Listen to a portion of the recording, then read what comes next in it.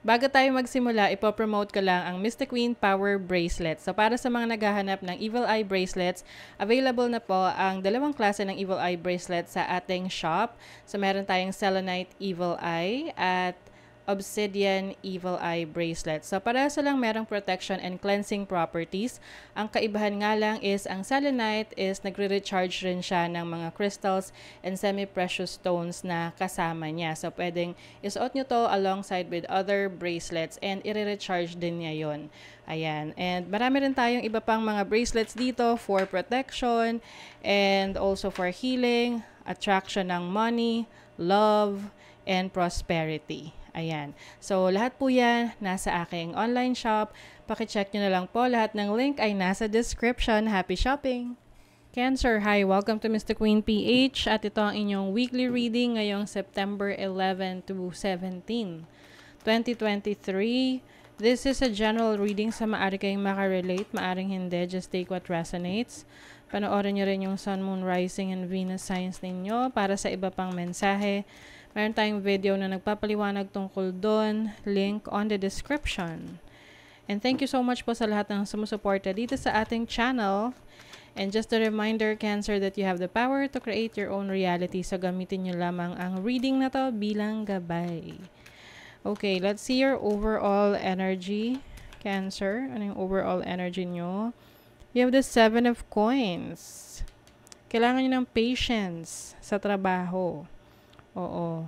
Maaring you've been working so hard, but some of you feeling nyo parang hindi nabibigyan ng pansin or hindi hindi siya na tawag doon, hindi nako-compensate ng maayos sa trabaho. So, it takes some time, no? Lalo na kung iba sa inyo may business, parang you want to see kung ano, gusto mo agad makita yung resulta ng mga tinanim mo, ng mga sinimulan mo. So, chill ka lang daw muna. Oo. So, let's see your challenge. You have the 4 of Wands. As a challenge, maaring you want to stabilize your finances or yung may mga needs sa bahay na pwedeng nagiging challenging sa'yo na i-fulfill. Tipong may kailangan bayaran sa bahay or merong humihingi ng tulong sa'yo from your family na pwedeng hindi mo na ibibigay dahil sa mga hinihintay mo rin na income sa'yo. Okay? So, this is your opportunity, the 8 of Coins. So, you have the opportunity to work, to focus on what is creating money for you, no? So, I think naman, itong hinihintay mo, darating to, no? Especially sa finances, sa pera. Kailangan lang mas patient ka para, hindi ka ma-stress. Your blessing is the Wheel of Fortune. See? Darating yan. Oo, hindi mo kailangang magpaka-stress. Darating yan sa tamang panahon. So, may movement. Money is coming to you.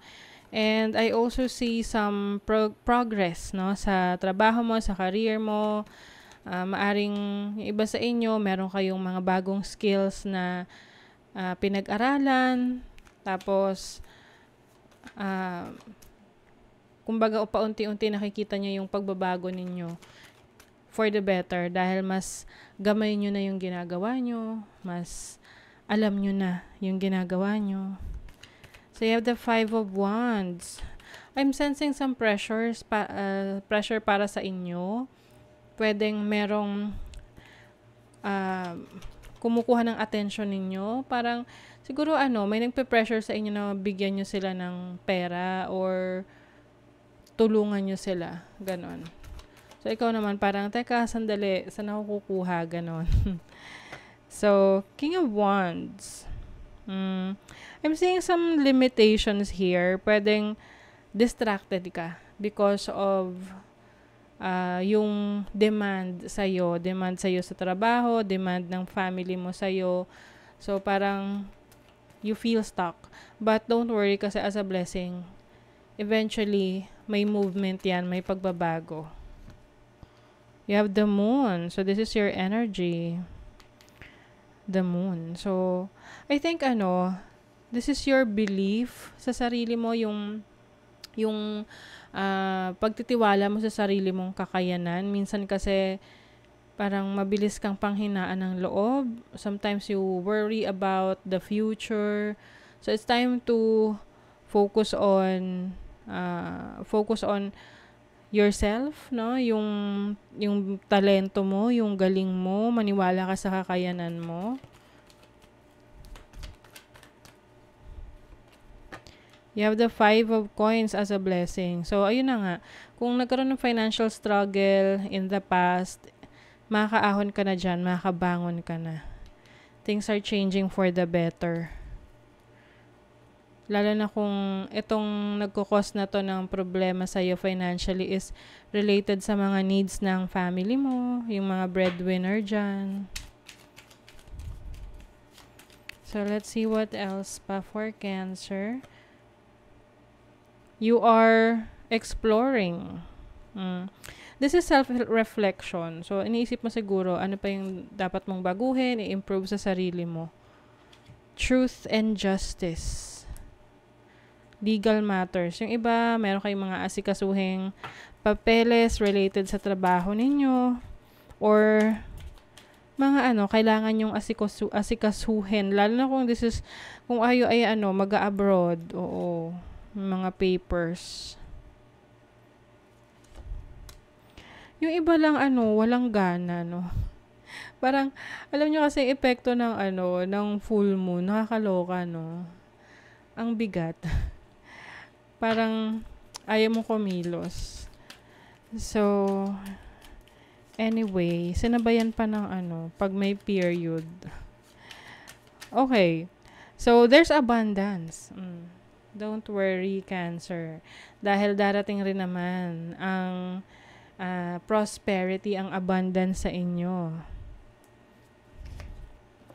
And then, power. Yes.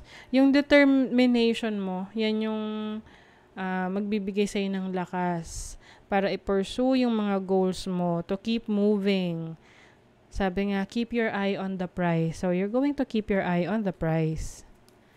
Yung iba sa inyo, maaring magpo-focus rin kayo sa strength ng katawan ninyo. You'll go to the gym para ma-develop yung inyong muscles. Ayan, diba? Focusing on your health kayo. So, this is the Sun in Virgo in the 6th house. Self-care, self-love.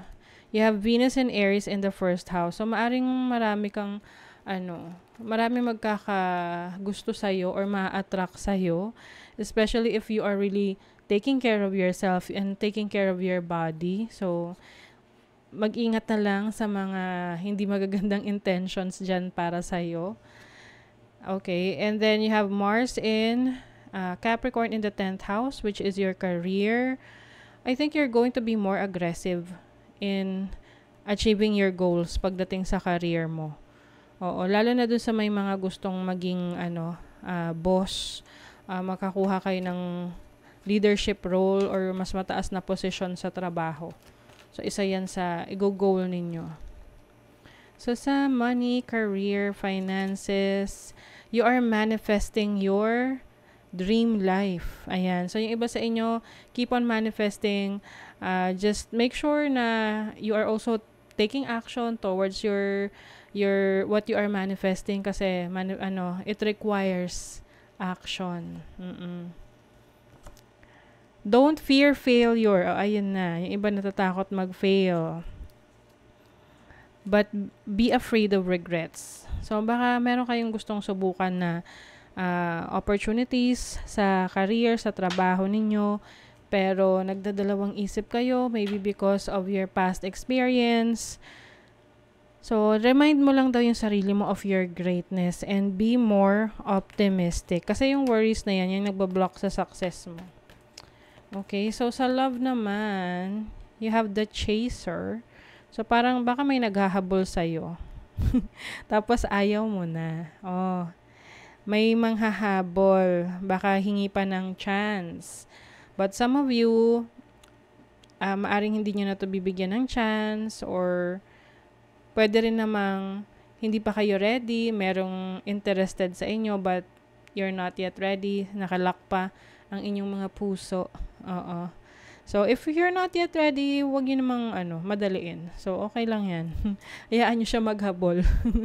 Okay? So, that is your reading, Cancer. Kung nagustuhan nyo ito, naka-resonate kayo, mag-comment kayo dyan, like, share, subscribe para lagi kayong updated sa ating mga readings. Thank you so much, Cancer. See you again.